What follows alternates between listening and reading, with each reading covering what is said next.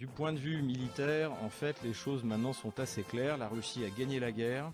La prochaine étape, ce sera l'offensive sur Kiev. Les opérations dureraient encore jusqu'à fin mars, début avril. La guerre est déjà terminée, comme je l'ai dit, depuis une semaine pour l'armée ukrainienne, puisque elle est totalement enfermée dans différents chaudrons. Donc aujourd'hui, on en est à 2 semaines de campagne russe.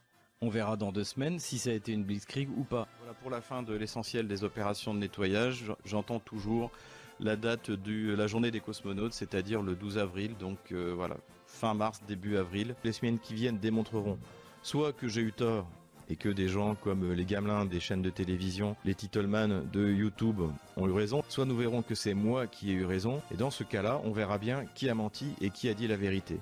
Nous sommes aujourd'hui le 12 avril, donc c'est la journée des cosmonautes. C'était la date qui circulait il y a encore 3-4 semaines pour la fin des opérations. Et cette date n'a pas été tenue. Alors, c'est une date qui circulait. Et aujourd'hui, maintenant, on parle beaucoup du 9 mai, donc qui est la fête de la victoire contre l'Allemagne nazie, qui pourra peut-être accélérer la fin des combats. Pourquoi pas pour le 9 mai, en principe, encore une fois. Je vais revenir sur les 3 scénarios que j'ai définis. On va se fixer comme date le 7 octobre, c'est l'anniversaire de Vladimir Poutine, donc en gros c'est le début de l'automne, même si l'automne démarre un peu plus tôt en Russie. Donc la question c'est de savoir qu'est-ce qu'aura obtenu l'armée russe le 7 octobre.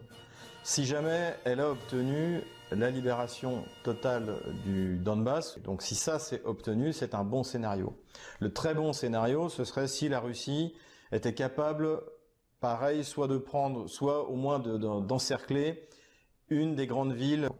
Et le scénario excellent, alors qui est tout de même peu probable, mais pas complètement impossible, ce serait un encerclement, voire une prise de plusieurs villes, et pourquoi pas le fait que l'armée russe rejoigne la Transnistrie.